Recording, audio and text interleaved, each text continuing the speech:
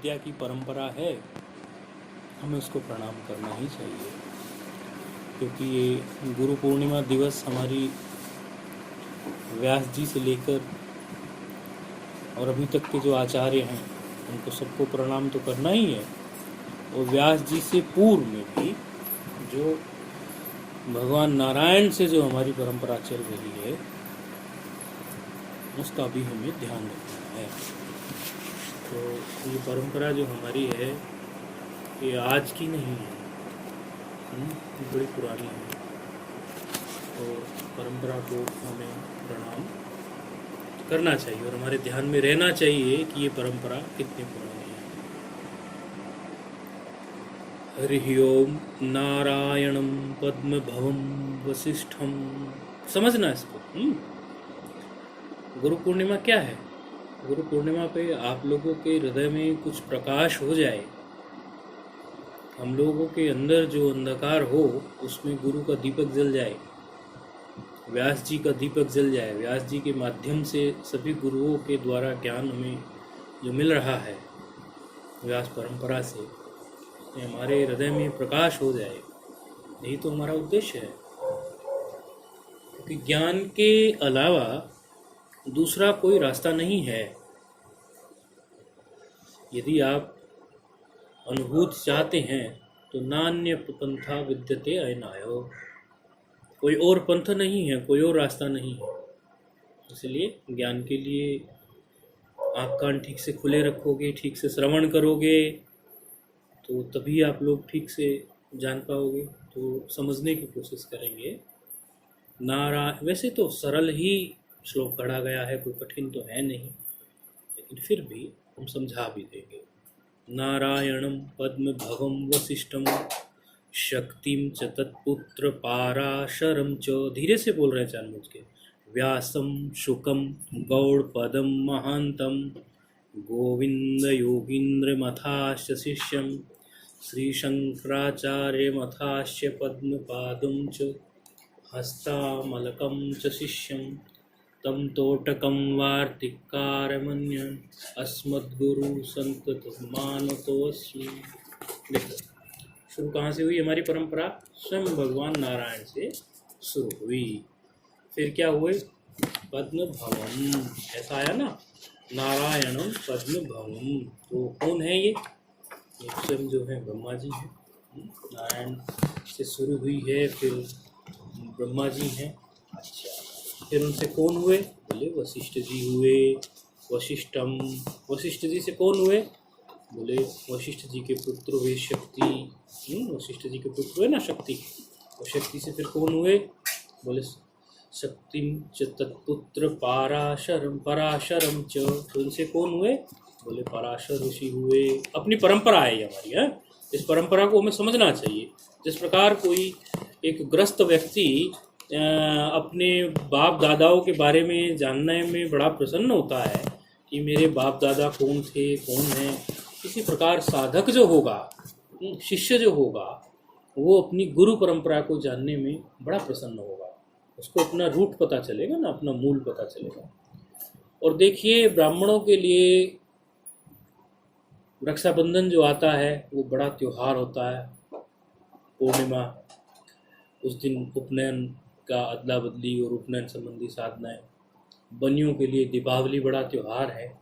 इस प्रकार सबके लिए अलग अलग त्यौहार बड़े, उसको बड़ा ही महत्व वो लोग देते हैं। लेकिन शिष्य के लिए तो गुरु पूर्णिमा ही सबसे बड़ा त्यौहार है।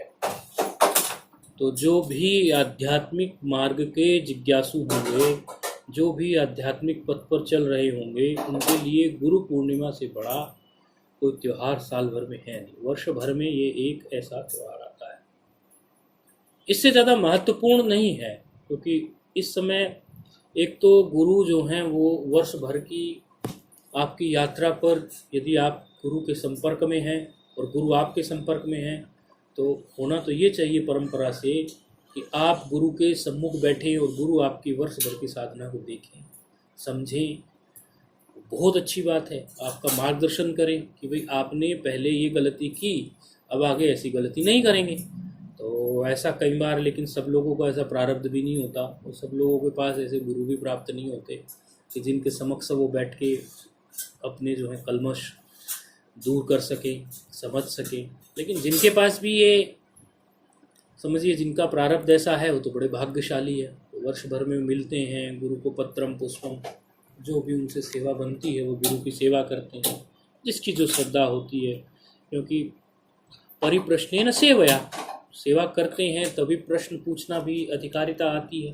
तो वर्ष भर का एक ही त्यौहार होता है, गुरु के सामने शिष्य बैठता है, देखता है।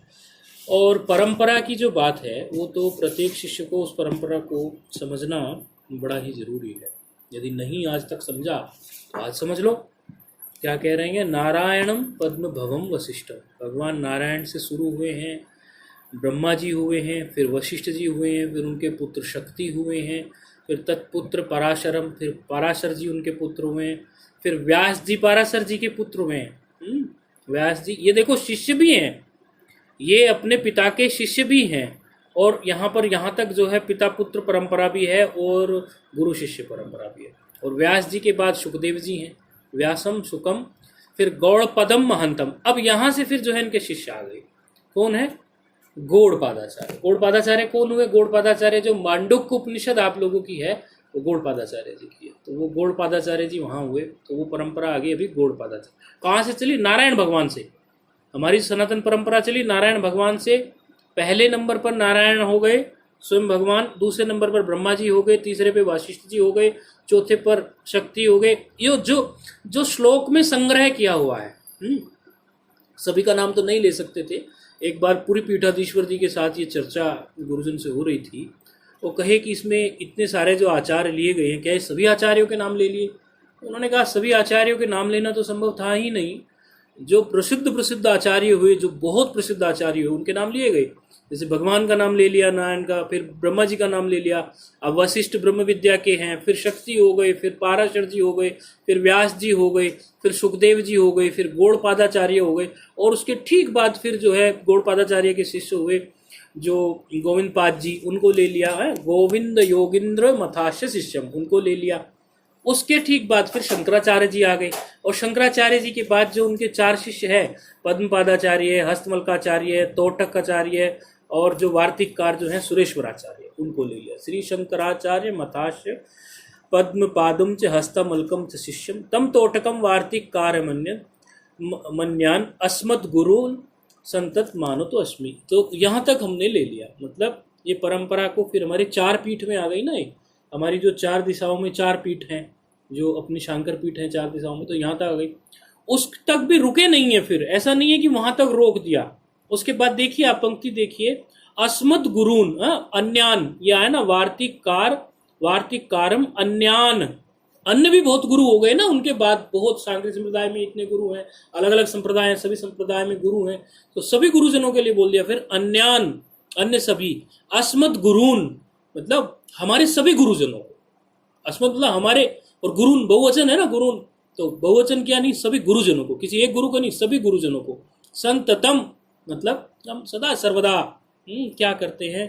बोले आनतः माना नतमस्तक होते हैं, अस्मि नतमस्तक होता हूँ, अस्मि ये ले लिया करो। तो ये हमारी परंपरा है। ये बहुत ज़रूरी है हमें समझना, कि हमें पता तो हो कम से कम हमारी परंपरा स्वयं नारायण भगवान से चली हुई है। तो हमको यूं ही नहीं है, स्वयं भगवान से ही हमारी ये सनातन हिंदू वैदिक संस्कृति की परंपरा चली है। अब कई बार कई लोग कहते हैं कि ये फलाने लोग आ जाएंगे, हमारे धर्म को नष्ट कर देंगे, हिंदू खत्म हो जाएंगे, ये हो जाएंगे।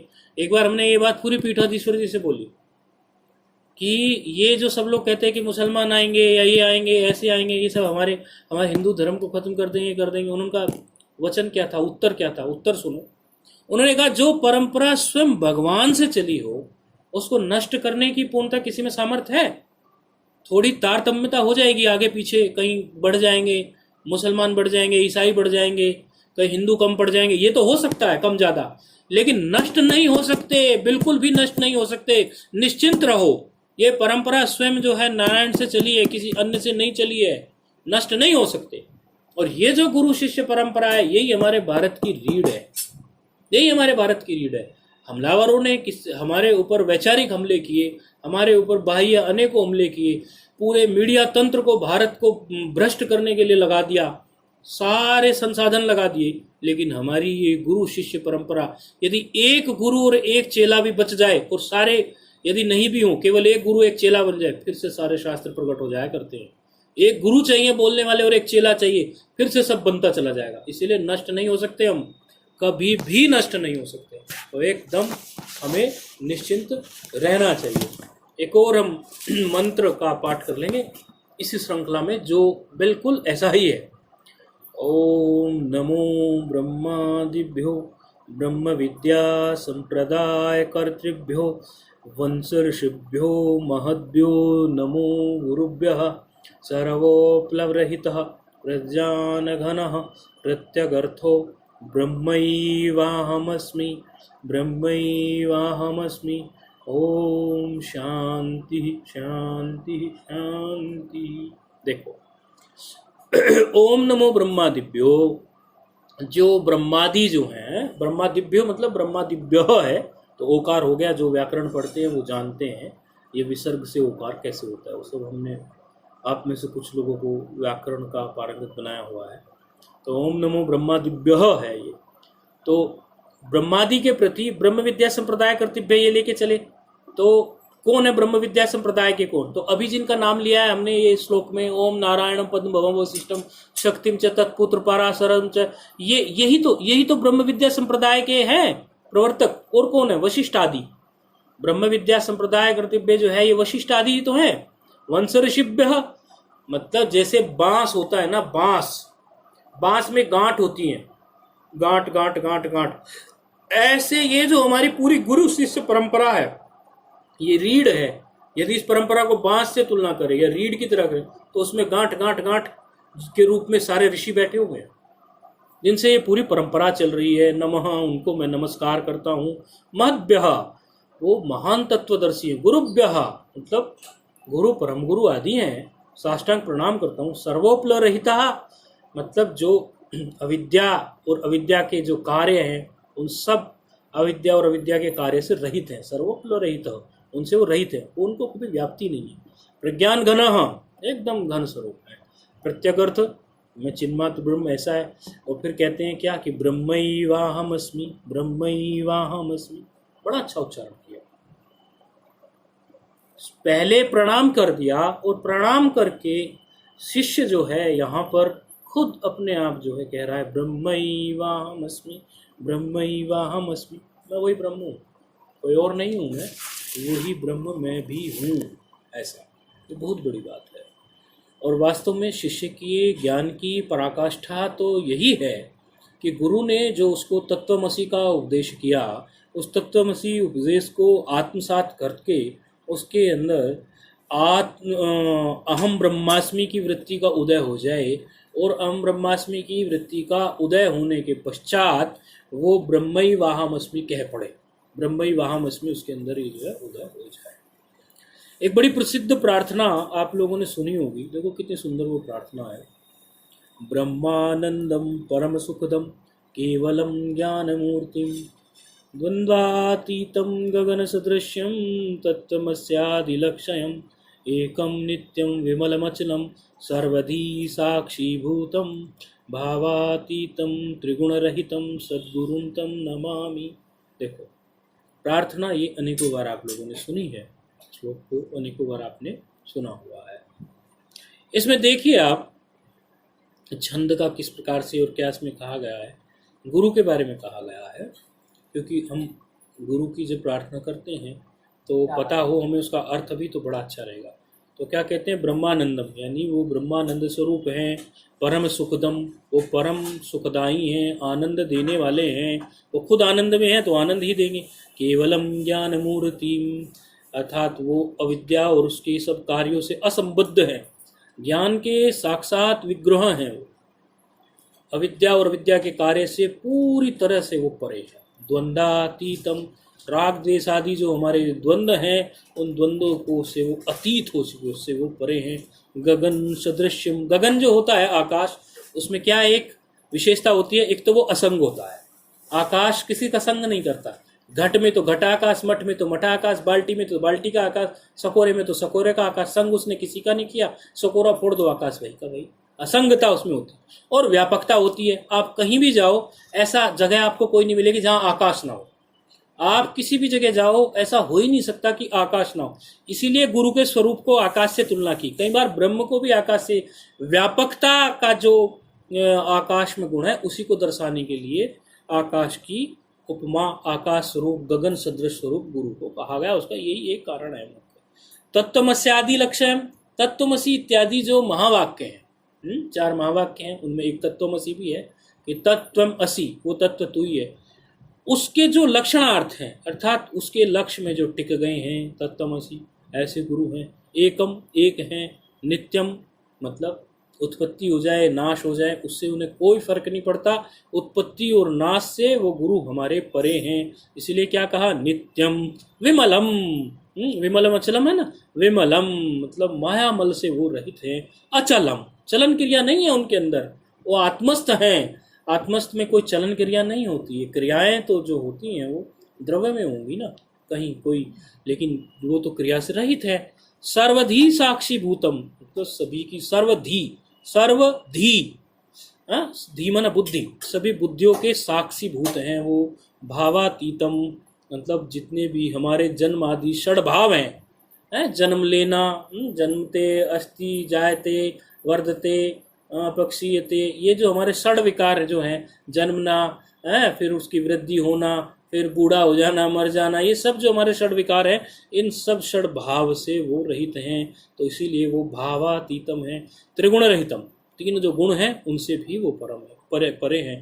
तम सद्गुरुम, ऐसे सद्गुरु को मैं नमामि, मैं प्रणाम करता हूँ। तो बड़ी ये प्रार्थनाएं हम अनेकों बार करते हैं, लेकिन यदि इन प्रार्थनाओं के बारे में हमें पता हो, बड़ी सामान्य सी बात है, तो ऐसा लगता है कि जिस समय हम प्रार्थना कर रहे होते हैं और उसका अर्थ हमें पता हो, उस अर्थ में डूबते हुए हम वो प्रार्थना करें तो बड़ा ही आनंद आता है, बड़ा ही आनंद आता है।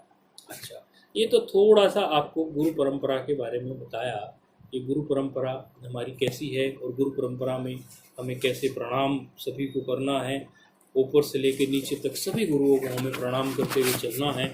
ये हमारी गुरु परंपरा है। अच्छा, अब आप थोड़ा सा देखो, गुरु का काम होता है, गुरुजनों का, आपको वो गुरु पूर्णिमा पे कोई गुरु बात सुनाए। गुरु बात मतलब कोई बड़ी बात, कोई ऐसी बात, कोई ऐसा वचन जो आपको पता नहीं सुनने को मिला हो, ना मिला हो। कई लोगों को तो नहीं भी मिला होगा। ऐसा कोई वचन सुना दें जो वचन आपके जीवन में ऐसा उतर जाए, उनका छुट्टी करना हो तो कर दो, कैसे तो उनको जैसा भी करना हो कर। तो ऐसा कोई वचन सुना दें जिस वचन से आपको लगे, यदि किसी के हृदय में ठहर जाए वो वचन, यदि कोई उसका बार बार चिंतन कर ले कि ये गुरु पूर्णिमा का हमें प्रसाद प्राप्त हुआ था। इतनी ऊंची जो बात अभी बताने जा रहे हैं वो इतनी ऊंची है कि भूतों को तो वो सुनने को ही नहीं मिलती। कठोपनिषद में नचिकेता यही तो बोलता है यमराज को, कहता भूतों को तो ये ज्ञान सुनने को ही नहीं मिलता। ये तो मेरे लिए बहुत बड़ी बात है कि ये ज्ञान मुझे सुनने को मिल गया, वरना भूतों को तो ये ज्ञान सुनने को ही नहीं मिलता, ऐसा बोला। तो ये उत्कृष्टतम वचन आप लोगों को सुना देंगे, तो यदि इसका थोड़ा सा भी चिंतन आपको हो जाएगा कभी, तो आप जानेंगे कि ये तो बड़ी उत्कृष्ट बात है। देखो, अभी ब्रह्मसूत्र से कुछ सुना रहे हैं। अब ब्रह्मसूत्र हमारा हाईएस्ट फिलोसफी है। वेदांत की जितनी भी हमारी समझिए कि उपनिषदें जो वेदांत का हमारे सामने सिद्धांत रखती हैं, वो सभी उपनिषदों का तात्पर्य निर्णय है। उपनिषदों का तात्पर्य क्या है और उस तात्पर्य का हमें ठीक ठीक निर्णय जो है वो ब्रह्मसूत्र ही देता है। जब श्रुतियों के वचनों में किसी को कोई ऐसा विवाद प्रतीत होता है कि ये श्रुति वचन जो है उपनिषद का इस प्रकार कह रहा है, ये इस प्रकार कह रहा है, आखिर इसका सही अर्थ क्या है, तब बादरायण जी ने, व्यास जी ने, तो व्यास जी की व्यास पूर्णिमा है, तो व्यास जी समक्ष जब उनका शास्त्र हमारे समक्ष, उसके 2 वचन हम सुन लेंगे तो समझेंगे कि सही मायनों में हमने व्यास जी की पूजा कर ली। क्योंकि व्यास जी के वचन, व्यास जी का जो शास्त्र होगा वही तो व्यास जी ही हैं साक्षात।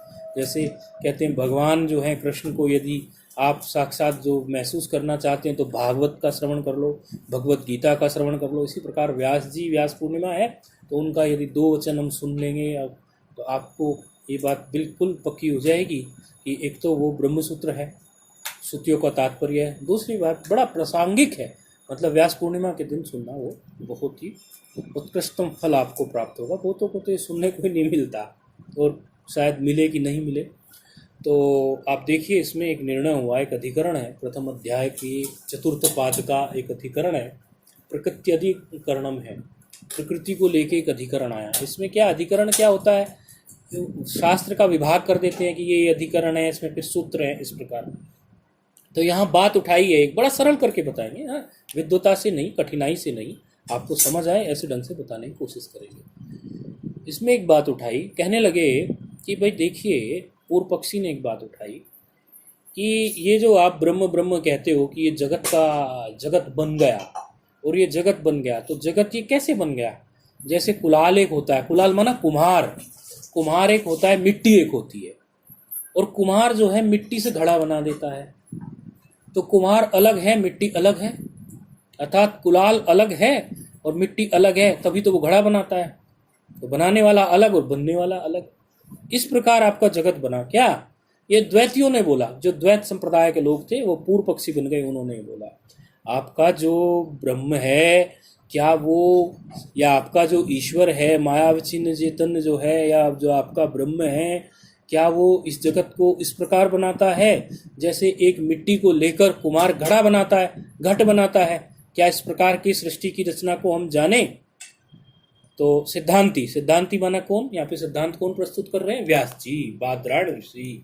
व्यास जी कहते नहीं, ये आपने गलत ले लिया। और व्यास जी पे फिर शांकर भाष्य होता है भगवान शंकराचार्य का, वो कहते नहीं, आपने इस बात को गलत समझा। हम जो वेदांती हैं, हम जगत की उत्पत्ति इस प्रकार स्वीकार नहीं करते, ये हमारा जगत उत्पत्ति का तरीका ही नहीं है, ऐसा हम मानते ही नहीं है। हमारा तो जगत उत्पत्ति का जो तरीका है, हम क्या कहते हैं, मैटर भी वही है, मटेरियल भी वही है, और बनाने वाला भी वही है। मतलब क्या हुआ? बोले अभिन्न निमित्तो उपादान कारण, अभिन्न निमित्तो उपादान कारण। ये आपका जो प्रकृतिश्च प्रतिज्ञा दृष्टांत अनुप्रोधात, ये एक सूत्र है प्रथम अध्याय के चतुर्थ पाद के 7वें अधिकरण का, इसमें निर्णय हुआ है। वो 7वां अधिकरण है प्रकृत्याधिकरण। इसमें 23 से लेकर 27 तक सूत्र इसी विचार पर चलते हैं, हम तो उसका आपको सार बता रहे हैं।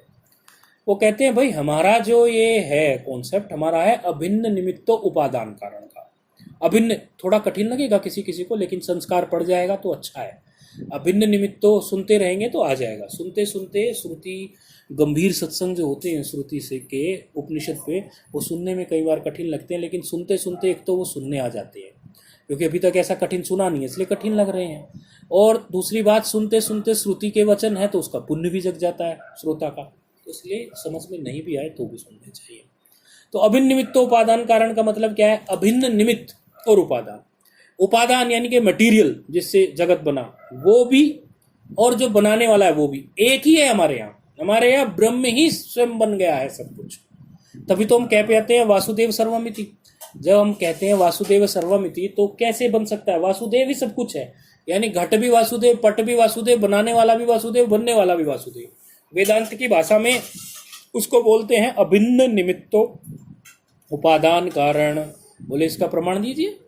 ये प्रमाण कैसे हो गया? बोले इसका प्रमाण मैं अनेकों श्रुति से दे सकता हूँ। बादरायण जी कहते हैं, बादरायण जी के सिद्धांत को पोषित करने के लिए शंकराचार्य जी अपने भाष्य में कहते हैं। बादरायण जी ने तो सूत्र बना दिया, लेकिन सूत्र की व्याख्या के लिए भाष्य है ना, तो उन्होंने जो भाष्य कहा उस भाष्य में ये बात स्पष्ट कही कि हम इस बात को सिद्ध कर सकते हैं। कैसे सिद्ध करेंगे? बोले देखिए, आप उपनिषदों में आइए, तो उपनिषदों में क्या क्या व्याख्या होती है?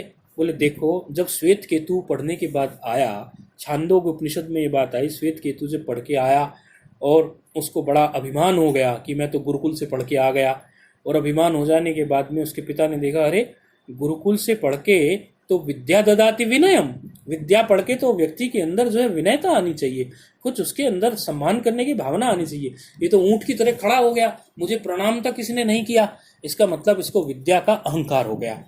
तो पिता है और एक ऋषि हैं, वो आरुणी बड़े ऋषि हैं, कोई सामान्य नहीं है। तो उन्होंने जो है सोचा श्वेत केतु का अहंकार तोड़ना चाहिए। तो श्वेत केतु से कुछ इस प्रकार उन्होंने प्रश्न किया, अरे श्वेत केतु, तू पढ़ के आ गया सब कुछ, सारी विद्या तूने जान ली, क्या तूने ये बात भी जान ली, ये ना श्रुतम सुतम भवती, ऐसा कुछ तूने जाना कि नहीं, बता मुझे। और क्या एक के विज्ञान से, एक को जान लेने से सबको जानना, ऐसा कुछ तूने जाना, कोई ऐसे पदार्थ को जान लिया कि तूने एक पदार्थ को, एक चीज को जाना और तूने सब जान लिया, ऐसी विद्या पढ़ी तूने? तो श्वेतकेतु ने सोचा, अरे ये क्या बात करती, एक को जानने से सबको कैसे जान सकते हैं, मिट्टी को जानने से कोई कुम्हार को तो नहीं जान सकता, और एक कुम्हार को जानने से भी कोई मिट्टी को नहीं जान सकता, घड़े को जानने से कोई पट को नहीं जान सकता, ये कैसे हो गया? बोले फिर क्या बोलता है, बहाना, एक्सक्यूज देखो श्वेतकेतु का। श्वेतकेतु कहता है, मैं अपने गुरुकुल का बहुत प्रिय विद्यार्थी था, मेरे गुरुजी का, और यदि मेरे गुरुजी को ये विद्या आती तो वो मुझे अवश्य सिखाते, इसका मतलब मेरे गुरुजी को भी नहीं आती थी। तो समझ गए, बोले ये एक्सक्यूजेस दे रहा है। तो फिर जो है उन्होंने अपने तरीके से कहा कि देखो भाई, तूने अभी जाना नहीं है और ये तेरे लिए जानना बाकी है। फिर अहंकार ढीला हुआ श्वेतकेतु का, श्वेतकेतु को पता चला, फिर उपदेश का क्रम हुआ, फिर उपदेश दिया और श्वेतकेतु को ज्ञान कराया कि देखो बेटा, तीन तरह से उन्होंने उस बात के उदाहरण वहां पर प्रस्तुत किए। एक उन्होंने उदाहरण लिया कि देखो, जैसे लोहे को जान लेने से सभी लोहे की चीजों को तुम जान लोगे, जैसे स्वर्ण पिंड को जान लेने से, स्वर्ण को जान लेने से सारे स्वर्ण के गहने इत्यादि तुम जान लोगे, जैसे एक लोहे का लिया, एक स्वर्ण का लिया, दो उदाहरण लिए इसके दो, और हाँ मिट्टी का लिया, मिट्टी को जान लेने से तुम सारे घट पट घट सकोरा अनेकों प्रकार के सब चीजों को जान लोगे। तीन मंत्र उसमें आए, यथा सौम्य एकेन मृत पिंडेन सर्व मृन्मयम विज्ञातम शाद वाचारंभणम विकारो नामधेयम मृत्तिका एव सत्यम। मतलब यदि तुमने एक मिट्टी को जान लिया तो बाकी सब तो उसके वाचारंभण विकार है। मतलब मिट्टी से जैसे सकोरा बन गया, जैसे मिट्टी से आपका घड़ा बन गया, है तो वो मिट्टी के ही विकार, और तो कोई चीज नहीं है। यानी तुमने यदि मिट्टी को जान लिया तो सबको जान लिया। इसी तरह यदि तुमने स्वर्ण को जान लिया तो सारे गहनों को जान लिया। यदि तुमने जो है बोला कि यदि तुमने जो है लोहे को जान लिया, एकेन निकृतिनेन सर्वम कारणाशयम विज्ञातम स्यात्, सभी को जान लोगे तुम, और ये चीज क्या तुम्हें कुछ पता चले कि नहीं चली? तो इससे उसका फिर अभिमान ढीला होना चालू हो गया। उपदेश के क्रम से अच्छे से उन्होंने ये बात ठहराई। इसी बात को मुंडको उपनिषद में कहा कि कस्मिन भगवो, ये बात पूछ रहे हैं मुंडकों में फिर कि कस्मिन भगवो विज्ञाते सर्वविदम विज्ञातम भवति। मतलब कौन सी एक चीज को मैं जान लूं कि सबको जानना हो जाए? ऐसा कोई बात है इस दुनिया में कि मैं एक को जानूं सबको जान लूं? अब ये जो श्रुतियों के मंत्र यहाँ पर शंकराचार्य जी ने विभिन्न प्रकार से रखे, कोई श्वेतकेतु की बात बता दी, कोई अन्य किसी की बात बता दी। ये जो मंत्र रखे, इन्हीं मंत्रों से शंकराचार्य जी अर्थात व्यास जी के जो सूत्र हैं उसकी व्याख्या में जो शंकराचार्य जी बोल रहे हैं ब्रह्म सूत्र में, उसी से वो सिद्ध कर रहे हैं यदि हमारा ये जो कुछ भी सृष्टि है वो ब्रह्म ही नहीं होता। हमने क्या कहा, हमने प्रतिज्ञा क्या की कि ब्रह्म ही सब कुछ बन गया है। हमारे यहाँ मिट्टी और कुम्हार का कॉन्सेप्ट नहीं है। हमारे यहाँ मिट्टी भी ब्रह्म है, कुम्हार भी ब्रह्म है। अर्थात हमारे यहाँ जो कुछ भी बन रहा है ये पृथ्वी के रूप में भी ब्रह्म है, तेज के रूप में भी ब्रह्म है, जल के रूप में भी ब्रह्म है। ये पांच तत्वों के रूप में ब्रह्म ही हुआ है। कैसे? बोले शुरू में ब्रह्म कहता है कि एकाकी न रमते, और फिर कहता है एक ओम बहुश्याम प्रजाए, मैं एक हूं बहुत हो जाऊं। यानी वो कहता है मैं एक हूं बहुत हो जाऊं, यानी मैं ही बहुत हो जाऊं। ये सब उपनिषदों का प्रमाण है, मैं ही बहुत हो जाऊं। उसने ये नहीं कहा कि मुझे मटेरियल दो तो मैं बहुत कुछ बना दूं। जैसे आप ये कहने लगो आपको घड़ा बनाना है या आपको कोई और बनाना है तो आप कहोगे भाई मुझे मिट्टी दीजिए मैं घड़ा बना दूं। लेकिन यदि आप ऐसा कहने लगो मैं ही घड़ा बन जाऊं तो घड़ा आपसे अलग नहीं हो सकता ना, यानी फिर घड़े भी आप ही हो जाओगे। ऐसे ही सृष्टि के आरंभ में कहा कि एकाकी न रमते, मैं हुआ और अब मैं क्या करूंगा? बोले मैं अकेला नहीं रहूंगा, अब मैं एको हम बहुश्याम प्रजाए, मैं बहुत हो जाऊंगा। तो स्वयं ही बहुत हुआ है, अर्थात वही ईश्वर हमारा जो है वही जगत के रूप में बन गया है। ईश्वर और जगत इसीलिए अलग नहीं है। ये बात सिद्ध हो गई है, पक्की हो गई है। आज गुरु पूर्णिमा का आप लोग ये प्रसाद अपने मन में टिका लो। आप जो कुछ भी हैं वो ब्रह्म ही है, और जो कुछ भी आपको दिखता है वो ब्रह्म ही है, क्योंकि ब्रह्म ही इस चर अचर जंगम स्थावर कुछ भी जो भी आप बोलोगे, जो भी आप सोचोगे, जो भी स्फुरण होगा वो सब ब्रह्म ही विवर्त होके बना है। विवर्तवाद मानता है ना हमारा वेदांत, माया का सहारा लेकर वो ब्रह्म ही विवर्त हुआ है, कोई और नहीं है। हमारे यहाँ मिट्टी और वो दो नहीं है, इसलिए हमारे लिए एक ही है, वो एक ही अनेकों रूपों में भाषित है। उसी बात को गीताकार ने क्या कहा, वासुदेव सर्वमिति। उसी बात को रामचरितमानस में सिया राम में सब जग जानो, ये सारा जगत सिया राम में। कैसे हो सकता है सारा जगत सिया राम में? तभी तो हो सकता है जब उन्हीं में से सब निकला हो, तभी हो सकता है। वासुदेव सर्वमिति कैसे सिद्ध होगा? जब वासुदेव में से ही सब निकला हो। ये थोड़ी ना है एक वासुदेव में से निकल रहा है, एक किसी में से निकल रहा है, तो अलग अलग हो गया ना। लेकिन जब वो वासुदेव में से ही सब निकलेगा तो वो वासुदेव में ही होगा ना। आनंद में से आनंद ही निकलेगा ना, सत में से सत ही निकलेगा ना, चित में से चित ही निकलेगा ना। तो इस प्रकार जो है ब्रह्म सूत्र के चार समझो सूत्रों के द्वारा जो है ये प्रकृत्यादि अधिकरण में ये सिद्ध कर दिया गया कि हमारा वेदांत का सिद्धांत है। लिख लेना, किसी को समझ नहीं आई हो इतनी बातों में तो भी कोई बात नहीं, कागज पे नोट कर लेना कि वेदांत का सिद्धांत है हमारा सनातनियों का सिद्धांत है अभिन्न निमित्तो उपादान कारण। लिख लेना और उसको सोचना, समझना, नहीं समझ आए आपस में चर्चा करना। अभिन्न निमित्तो उपादान कारण, यही हमारा सिद्धांत है। यानी निमित्त जो है, निमित्त और उपादान कारण। उपादान कारण बोलते हैं मटेरियल को, जिससे कोई चीज बनाई जाए उसको उपादान कारण बोलते हैं। जैसे मिट्टी से घड़ा बनाता तो मिट्टी वो उपादान कारण है। और निमित्त कौन है? कुम्हार, यानी बनाने वाला। यानी हमारा कुम्हार भी वही है, हमारी मिट्टी भी वही ब्रह्म है, ऐसा समझो। इसीलिए घट भी हमारा ब्रह्म ही होगा। जब बनाने वाला ब्रह्म, सामान ब्रह्म, सामग्री ब्रह्म, सारा कुछ ब्रह्म, तो क्या ये जगत ब्रह्म नहीं है क्या? इसीलिए हमारा सिद्धांत है अभिन्न निमित्तो उपादान कारण का। इसको आप पूरी तरह से आज गुरु पूर्णिमा के प्रसाद के रूप में पक्का कर लें, आत्मसात कर लें इस चीज को। इसीलिए वासुदेव में सर्वमिति, जब फिर आपको राग और द्वेष किसी से होगा नहीं। जब सब वही एक ब्रह्म है तो कहाँ राग द्वेष करोगे? जब वही सब वासुदेव है कहाँ राग द्वेष करोगे? ये ब्रह्म सूत्र से सिद्ध हो गई है बात। ब्रह्म सूत्र ने श्रुतियों का तात्पर्य लेकर सबकी जबान को बंद कर दिया, सभी द्वैतियों की जबान को बंद कर दिया जो कहते हैं एक ईश्वर है और एक जगत है। अरे नहीं भाई, एक ईश्वर और एक जगत नहीं है, ईश्वर ही जगत के रूप में बैठा है। एक ईश्वर एक जगत नहीं है, खाली ये विवर्त से दिखता है, खाली ऐसे ही हमें माया के कारण दिखता है। जिस दिन आंख खुलेगी उस दिन समझ जाएंगे कि दूसरा कोई है नहीं। ये एकत्व का सिद्धांत, ये अद्वैत का सिद्धांत यहाँ से जो है ईश्वर का स्थापित हुआ है।